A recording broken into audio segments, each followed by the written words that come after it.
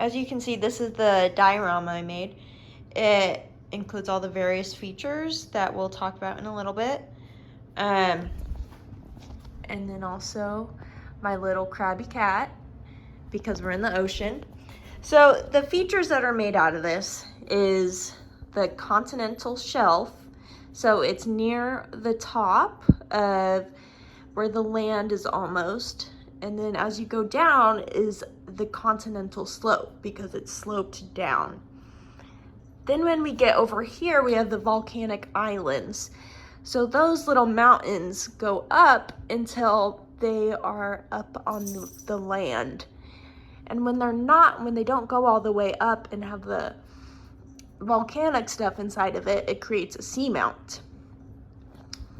And then where it's just flat on the ocean floor, you have the abyssal plain. And then here you can see it goes up, and that creates the mid-ocean ridge. And then down here, when you go down, you have the trenches. And then back up, and you have the continental shelf.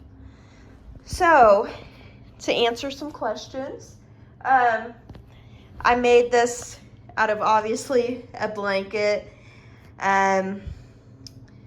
paper, and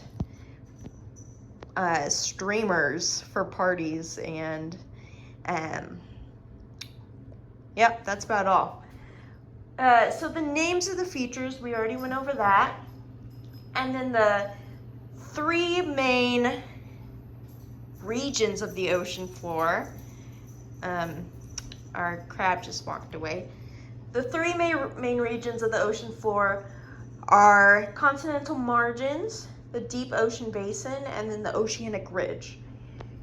So about the continental margins, there are two types, passive and active.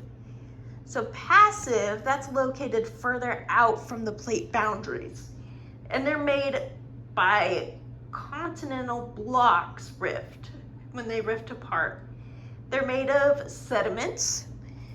And then the active are located by convergent plate boundaries, and it is made out of deep ocean trenches.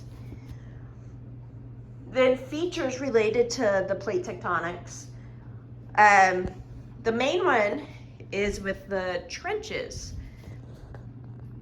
And the trenches happen due to the convergence of plates in the oceanic lithosphere, making it go back to the mantle. So these plates will go together, and they'll get closer and closer. They'll get too close, and then it makes it concave down.